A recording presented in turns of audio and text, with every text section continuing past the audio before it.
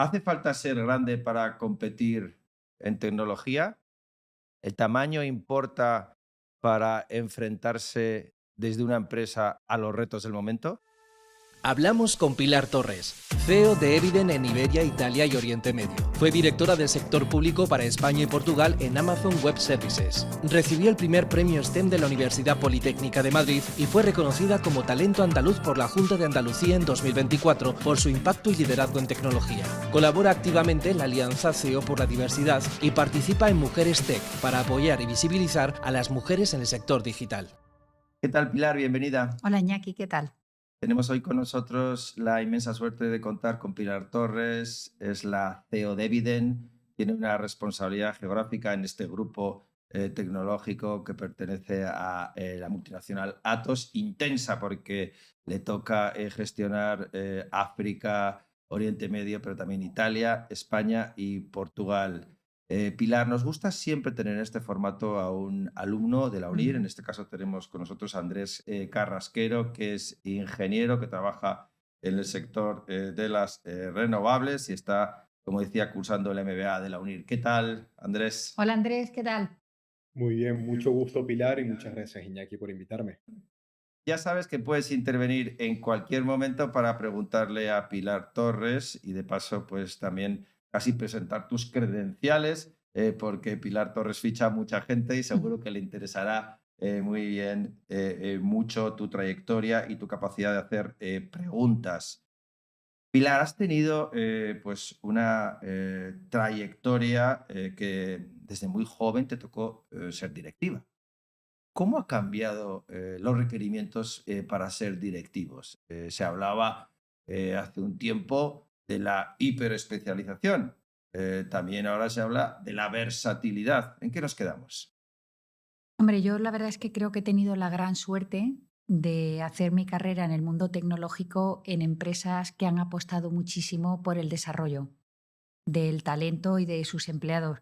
Yo la verdad es que estuve muchos años haciendo trabajo técnico de preventa, de ingeniero de soporte y, digamos, haciendo trabajo de base. Y luego, pues, una empresa pues, me dio esa oportunidad de empezar a liderar equipos, primero más pequeños y luego han ido siendo más grandes, ¿no? Respecto a versatilidad o hiperespecialización, el mundo tecnológico la verdad es que no ha parado de agrandarse cada vez más, ¿no? Y cada vez tiene más campos y más áreas de conocimiento, con lo cual yo creo que tener un nivel experto en todas ellas es prácticamente imposible, ¿no? Compáralo un poco con la medicina. Yo puedo tener una buena base, pero si soy cardiólogo, no voy a ser el mejor traumatólogo, ¿no? O a lo mejor el mejor, no sé, otorrino, porque son áreas que cada una en sí misma son enormemente profundas. También creo que el tema de versatilidad o hiperespecialización depende del perfil personal de cada uno. Yo la verdad es que creo que tengo un perfil más generalista, me gusta ver esa visión global, pero a la vez creo que hay que tener mucha base y mucha solidez de contenidos en el campo que uno trabaja, ¿no? Con lo cual yo sí que diría que hay una mezcla. Claro, digamos que de alguna manera tú tienes ese suelo técnico que te Mm, permite entender lo que pasa en tu compañía o en las compañías que has trabajado. Siempre has trabajado en compañías líderes y en compañías muy innovadoras, pero que además pues has de acompañar con una visión más generalista que te permite también entender mejor el mercado ujú. y hacia dónde va tu industria y tu compañía.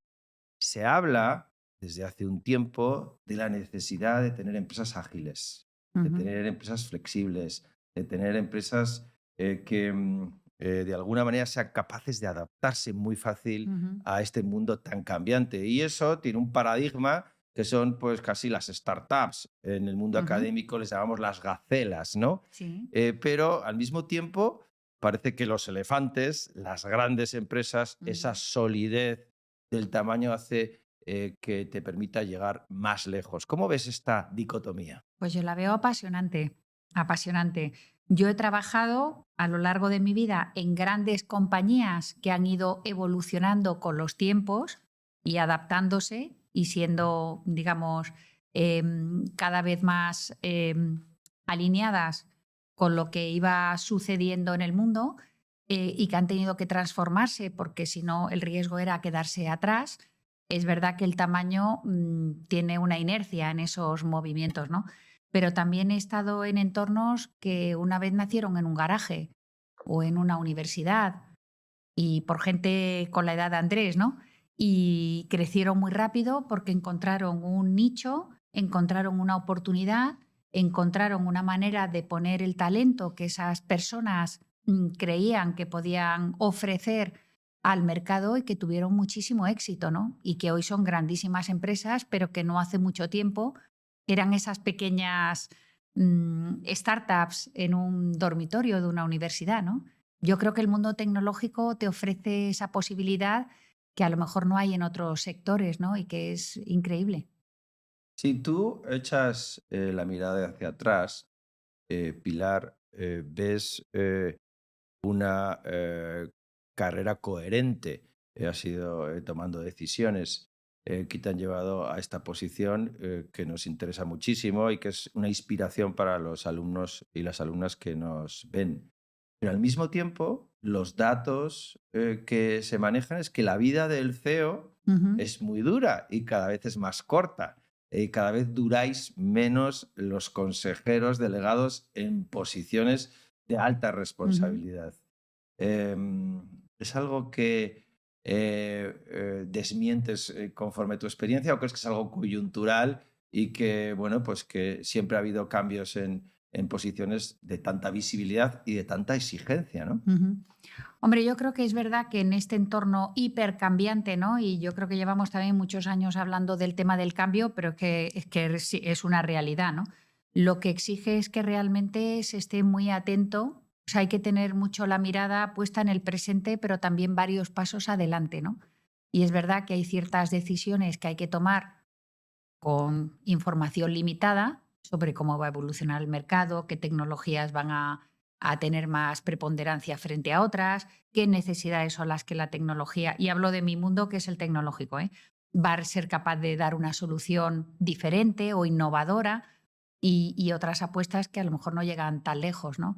Y en eso pues hay lógicamente pues aciertos y otros que no son aciertos, ¿no? Yo también puedo decir, pero aquí cuento mi humilde experiencia personal, ¿eh? Yo la verdad es que mi carrera la he orientado hacia proyectos que a mí me conectaran, que para mí tuvieran sentido, que tuvieran impacto, que me permitieran ofrecer lo mejor de mí misma y donde también tuviera un entorno donde yo disfrutara trabajando. No me he puesto meta de tenía que llegar o tenía que ser no sé qué o no sé qué puesto o el otro, ¿eh? Y creo que para mí esa ha sido una de las claves para mi satisfacción profesional. Qué bueno escucharte. Estoy seguro que a Andrés, que nos está también siguiendo con mucho interés, pues le parece absolutamente inspirador el que una directiva como Pilar pues haya guiado su carrera también por la conexión con los proyectos, ¿no, Andrés? Sí, ahí Pilar, con la perspectiva que colocas de que uno tiene que ver hacia el futuro y seguir adaptándose, quería consultarte un poco porque vivimos en un mundo que está en constante evolución, que presenta muchos cambios, mucha incertidumbre con respecto a lo que pueda haber en el futuro a corto, mediano y largo plazo. Y quería saber un poco cómo haces para mantenerte al día con tus capacidades, para mantenerte actualizada y seguir siendo una persona que ofrece habilidades y conocimientos punteros. Pues yo, Andrés, te diría que yo es que estudio mucho. O sea, yo le dedico mucho tiempo a aprender qué pasa en mi sector, a aprender qué pasa en los sectores de mis clientes, a aprender qué retos estratégicos tienen, cómo podemos ayudarles. Y creo que, bueno, además, estando en el entorno en el que estamos, yo creo que estáis en un área donde ese aprendizaje, bueno, yo creo que ahora es evidente que tiene que durar toda la vida, no solo en la etapa académica, sino que realmente requiere estar continuamente reciclándose y automotivada para seguir aprendiendo, ¿no? Yo creo que eso es súper importante En el y caso ahora de más que nunca. En el caso de un CEO, de Pilar, ese estudio que dices y que te preguntaba Andrés pasa por leer, pasa por escuchar a colegas, pasa por estar al día de las últimas novedades, incluso pasa siendo CEO por reciclarse con cursos cortos? Pues yo creo que sí. Vamos, yo creo que ahora hay tantas posibilidades y que hay que aprovecharlas todas, ¿no? Hay muchísimo enriquecimiento, pues hablando, por ejemplo, con colegas que pueden tener los mismos retos que tú, o hablando con tus clientes que necesitan que tú o tu empresa les ayude a resolver sus retos, hablando con la gente de los equipos. Yo, vamos, creo firmemente que los que mejor conocen lo que hay que hacer son los que lo hacen, ¿no? Y muchas veces ellos son los que tienen las mejores soluciones, ¿no? Y luego en el mundo que estamos ahora hay tal acceso a tantísima información que quizás el reto es filtrar, ¿no? Pero vamos, hoy en día no se puede decir que tengamos limitación, ¿no? De Eviden información. es una empresa, Pilar, con un portfolio de servicios Ujú. intenso. Es decir, Muy que amplio, sí. muy amplio, ¿no? Que ofrecéis soluciones digitales para muchos de los retos de las Ujú, compañías.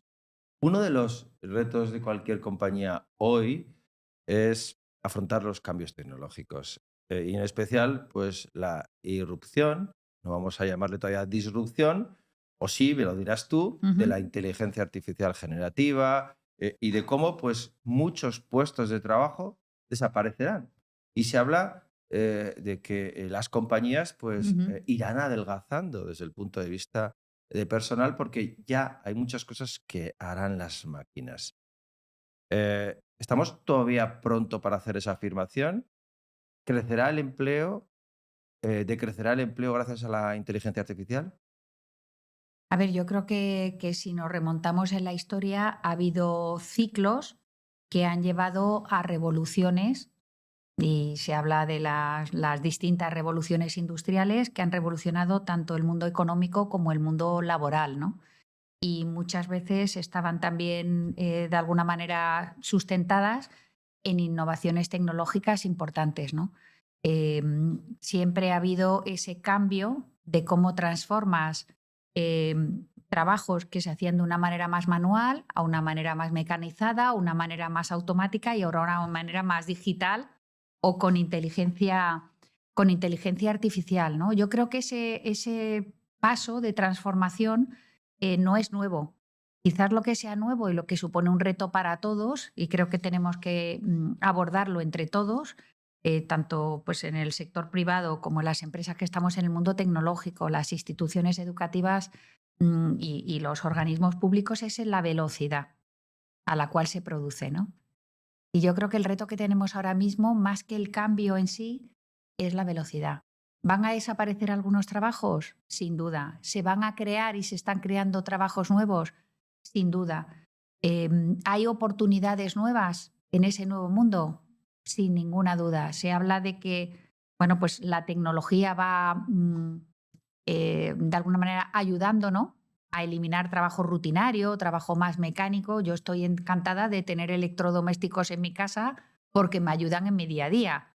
Yo no diría que un electrodoméstico es un robot en mi casa, pero si lo pienso desde el punto de vista industrial, a lo mejor tengo que decir que tengo muchos robots que me ayudan a tener más tiempo libre para otras cosas, ¿no? Por ejemplo, y a tener balance entre una vida personal y una vida profesional, que no siempre es fácil. Pero yo creo que aquí el reto de la velocidad es el verdadero punto clave ahora.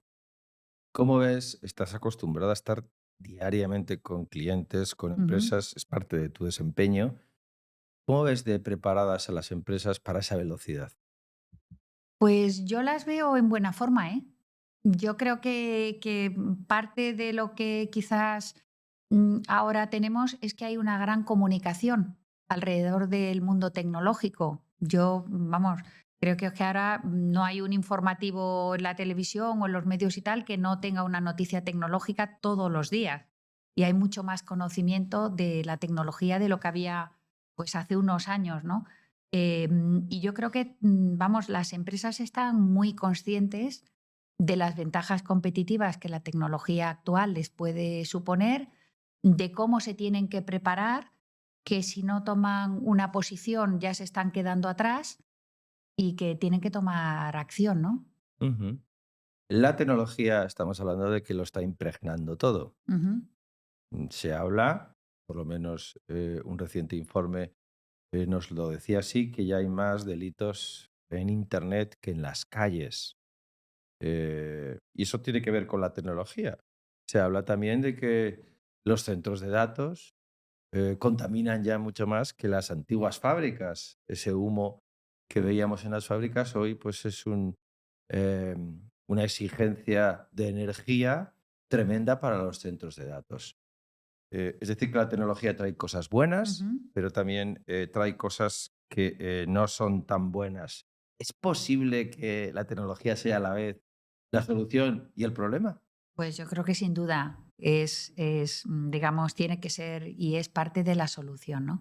En los temas que comentas, el tema de la ciberseguridad, yo creo que es un tema crucial y de base, porque tenemos avances tecnológicos que nos permiten vivir mejor y hacer cosas que antes no podíamos ni siquiera soñar hacer, pues comunicarnos con gente que no está, pues como Andrés, ¿no? Por ejemplo, tener esta sesión ya es posible gracias a la tecnología.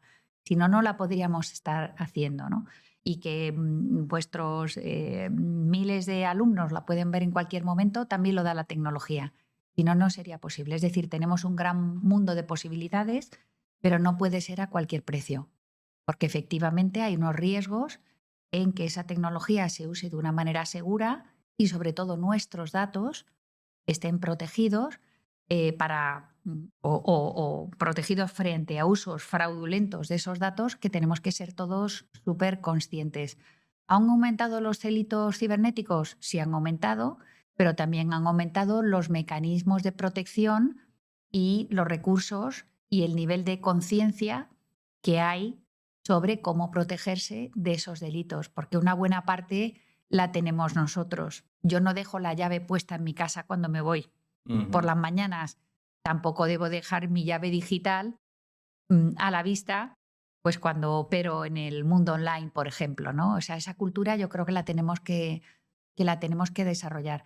Como un caso concreto, pues mira, Eviden es una de las compañías, el grupo Atos es el sponsor tecnológico de los Juegos Olímpicos desde hace ya 9 ediciones, o sea que ya llevamos unos cuantos ciclos. Y pues hace 30 años los Juegos Olímpicos no eran unos juegos digitales, ahora son totalmente digitales. De hecho, hay tanta o más actividad offline y online que la física, ¿no? En cada sede, ¿no? Y hay bueno, pues una exposición muy grande que hace que sea un objetivo pues de ataques y de tal. Las cifras que tenemos de los últimos juegos, que fueron los de Tokio del año 2021, y lo leo porque creo que es importante, 4.400 millones de ataques, que son 815 ataques por segundo durante todos los segundos de todos los días que duraron los Juegos Olímpicos, con cero impacto. Que la buena noticia es eso, con cero impacto. Porque nosotros hacemos desde las acreditaciones físicas y digitales de todos los que participan en los Juegos. Hacemos la retransmisión de los resultados en tiempo real. Hacemos toda la ciberseguridad de todas las plataformas tecnológicas. Es decir, unos servicios muy yo creo que muy críticos, ¿no? Pues ahora para París vamos a poner 6.500 personas trabajando solo en garantizar, y además tenemos un centro de control aquí en Madrid precisamente, otro en Barcelona y otro en París, pues para que haya una defensa a todos los niveles, ¿no? Y que podemos tener unos Juegos Olímpicos, pues seguro que se van a ser los más sociales de la historia, por ejemplo, ¿no?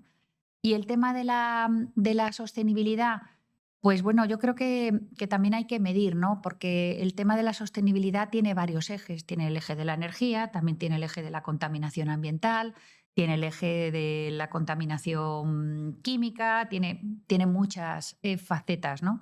Ciertamente los grandes centros de datos cada vez son más eficientes, hay mucha innovación en bajar los consumos de energía de esos centros de datos y que los ordenadores cada vez funcionen mejor en ese sentido. Concentrar grandes centros de datos es mucho más eficiente que tener muchos centros de datos dispersos. ¿Por qué? Porque tú en un centro de datos tuyo pues a lo mejor tienes una ocupación de tus recursos, de tus máquinas, de un 40 o un 50%. Con lo cual tienes mucha capacidad sobrante que de alguna manera está desperdiciada. Cuando tú agrupas o utilizas la nube o utilizas otro tipo de servicios más distribuidos, lo que estás haciendo es optimizando y tienes un nivel de utilización mucho más alto que te permite consumir menos por operación. Hay otra línea, por ejemplo, que es hacer que los algoritmos sean más ecológicos y más eficientes. Y aquí, por ejemplo, pues cómo uno desarrolla un programa hace que gaste más computación o no. Cuántos mails gastas o envías al día te deja más huella o no. Nosotros tenemos y hemos trabajado con clientes para medir su consumo digital y el de sus proveedores, porque todo tiene su impacto. Estamos aprendiendo mucho Muy bien. con esta sesión, los algoritmos ecológicos, Sí.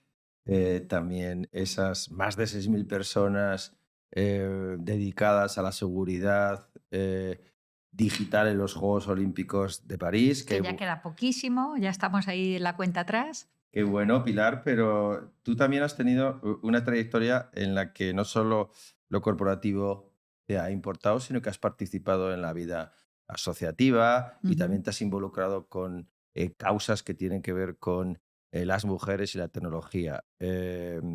Andrés, que también sabe de medio ambiente y también sabe y tiene muy reciente su experiencia en las aulas como ingeniero, creo que quiere hacer alguna matización al respecto. Sí, en relación con tu trabajo con respecto al lugar de las mujeres en el mundo tecnológico, quería preguntarte, Pilar, que yo durante mi estadía en la facultad noté que había cierto desbalance entre el número de hombres y el número de mujeres que estudiaban conmigo. Y quería preguntarte que qué es lo que podemos hacer para no solo motivar, sino también no entorpecer la vocación de las mujeres por las ingenierías y por la ciencia. Pues una buena pregunta que a mí desde luego me preocupa y me ocupa, ¿no? Porque, bueno, cuando yo estudié una ingeniería éramos muy pocas mujeres, eso es dato, pero ya éramos muy pocas mujeres antes de entrar a la universidad cuando uno decidía entre ciencias y letras y entre ciencias puras y ciencias mixtas. Ahí ya empezabas a estar en clara minoría, ¿no? Y la verdad es que a día de hoy yo creo que seguimos teniendo esa brecha. ¿Y por qué esa brecha es importantísima? Porque las mujeres yo creo que no tenemos una diferencia en consumo de tecnología frente a los hombres, pero sí en tener un papel protagonista en el diseño de la tecnología. Uno de los grandes temas ahora de debate, por ejemplo, es los sesgos de la inteligencia artificial. Los sesgos de la inteligencia artificial o de un algoritmo, en parte, nacen desde el diseño del algoritmo. Todos somos seres humanos que tenemos unos sesgos de partida, están en nuestro hardware, por utilizar un término informático, pero están en nuestro cerebro. Y el tener equipos, por ejemplo, de desarrollo de software o de desarrollo de algoritmos diversos, y no hablo solo de diversidad de género, hablo de diversidad social, de diversidad cultural, de diversidad de todos los aspectos, es la mejor garantía para que ese producto que salga luego y que luego se va a utilizar, pues esté lo mayor libre posible de esos sesgos. ¿Qué podemos hacer para cambiar esto? Bueno, yo creo que es que esto no empieza en la universidad, yo creo que esto empieza en la casa y empieza en la infancia y empieza cuando, bueno, pues hay datos que tenemos que dicen que las niñas con 9 años ya se están autolimitando en si las matemáticas les gusta o no. A mí hay una expresión contra la cual siempre contesto que es que esto se me da bien o esto no se me da bien. Esto no es algo que se te da como que te viene. Esto es algo, pues que como cualquier asignatura en el colegio, pues trabajas, aprendes, preguntas, pero el partir ya con la concepción de esto no se me da bien es un primer estereotipo que ya limita muchísimo la ambición de desarrollar tu carrera ahí. Y ahí creo que hay que hacer mucho en la educación en la familia, en la educación en los colegios y en nuestra sociedad. Esa brecha existe en la educación, tampoco hay tantos roles o ejemplos femeninos que Ujú. yo creo que ponerlos en valor. Y luego yo creo que también hay que hacer mucha labor de divulgación sobre el impacto social positivo que tiene la tecnología. Yo recuerdo una jornada, sabes que hay un día de la niña en la tecnología, en la Ujú. ciencia, ¿no? Y recuerdo una sesión con un grupo de chicas que decían por qué no iban a estudiar tecnología o una ingeniería, pero sí iban porque decían que era muy difícil. Sin embargo, muchas de ellas se van a estudiar medicina, que para mí es dificilísimo. Entonces decía, digo, no es la dificultad, porque tú estás dispuesta a esforzarte y a estudiar medicina, que es muy dura, y no una ingeniería. Y ellas lo que te decían es que yo sé lo que voy a hacer cuando termine la carrera de medicina. Voy a ayudar a los demás, voy a curar a la gente, tal. Sin embargo, en la parte de la tecnología no es tan conocido cuál es el impacto social positivo que tiene la tecnología que hoy en día está en nuestras vidas, que nos permite tener pues no sé, una teleconsulta con un médico, nos permite, pues eso, tener esta conversación, nos permite muchísimas cosas que antes no teníamos. Y tenemos que hacer mucha comunicación en ese impacto social. Dicho lo cual, yo animo a todas las niñas, a todas las estudiantes y a todos los que nos oigáis, que tengáis familiares o gente alrededor que esté pensando qué puede hacer o dónde puede orientar su carrera. Yo creo que el mundo de la tecnología es de los mejores, un mundo súper dinámico, donde estás todo el día aprendiendo cosas que son chulísimas, donde si tienes curiosidad por saber cómo funciona el mundo, la tecnología y la ciencia es eso, es entender cómo funciona el mundo que te rodea. ¿Y cómo fue tu decisión, Pilar, para ser ingeniera?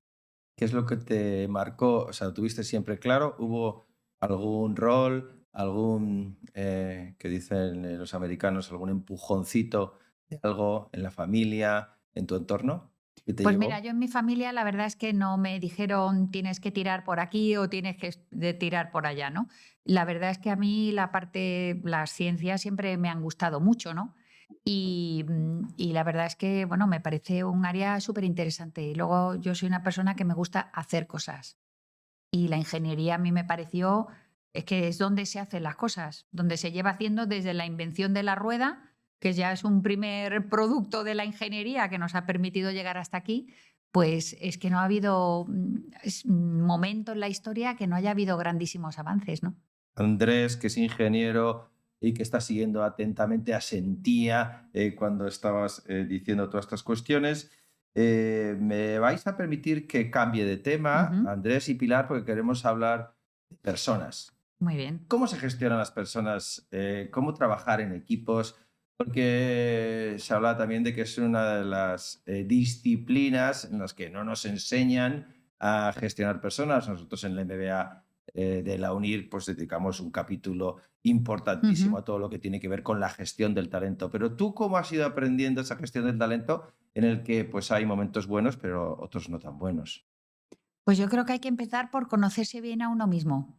Creo que el tema del autoconocimiento es fundamental, porque conociéndose a uno mismo, pues, o una misma, pues tienes una mejor visibilidad de cuáles son tus fortalezas y cuáles son las áreas donde la gente alrededor pues entiende que no eres tan fuerte, ¿no?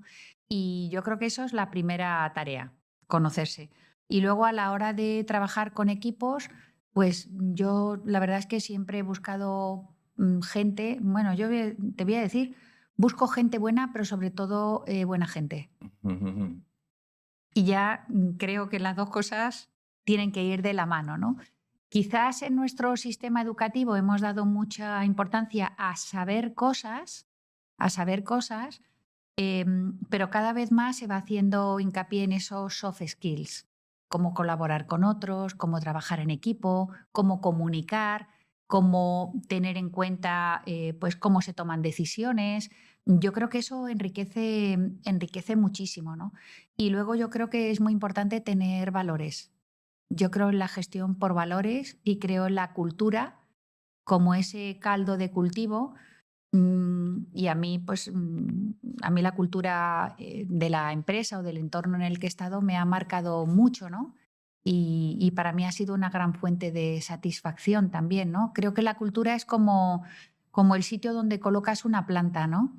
Si la colocas en el sitio idóneo, con las condiciones ideales de luz y temperatura, esa planta florece. Pero si yo soy de Málaga, yo llevo intentando cultivar bugambillas, pues no sé, varios años, y las pongo en la terraza en Madrid, es que viene la primera helada y se las lleva por delante, ¿no? Yo la puedo cuidar mucho, pero no está en entorno donde puede florecer de verdad. Y para mí esos valores y esa cultura del entorno en el que tú estás es lo que hace que uno pueda brillar, ¿no? Ese entorno que estás mencionando durante los últimos tiempos es convulso, es de incertidumbre. La geopolítica, pero también pues las crisis, la coyuntura, parece que no acompaña y además no es previsible. No sabemos si vendrá una época buena desde el punto de vista económico y los tipos de interés pues nos permitirán poder comprar una casa o financiar nuestros negocios. Hay una inestabilidad absoluta en ese entorno.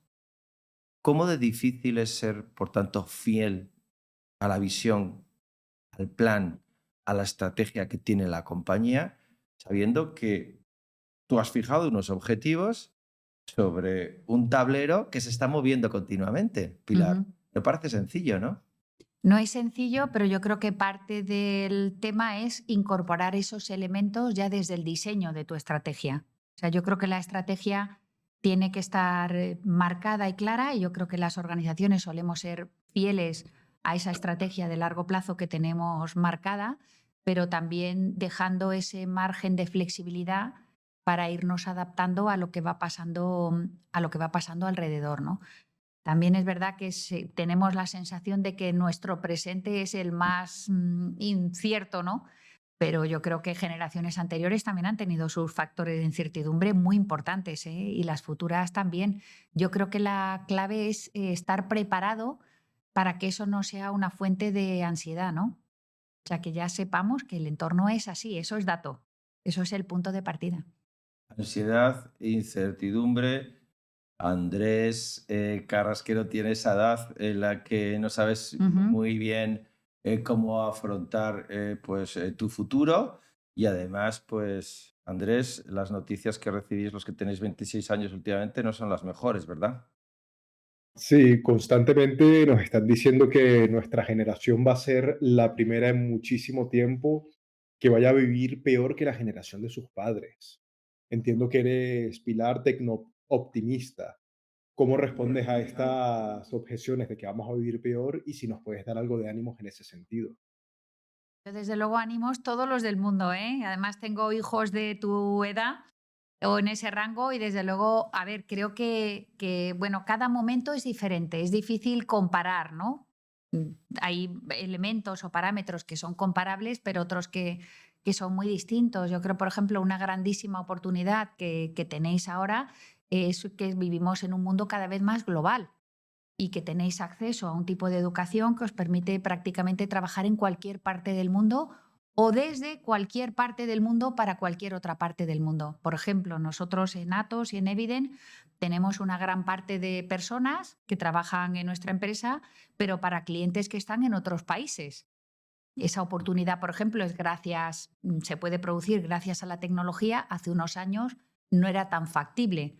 Yo creo que eso abre mucho campo. Tú puedes trabajar. Nosotros tenemos, por ejemplo, mucha presencia en muchas localidades de España, donde creo que una clave que las personas que tenemos trabajando allí aprecian mucho es que no tienen que dejar su ciudad para trabajar en proyectos punteros a nivel mundial para un cliente que está en Francia o que está en Suecia, sin moverse de su ciudad.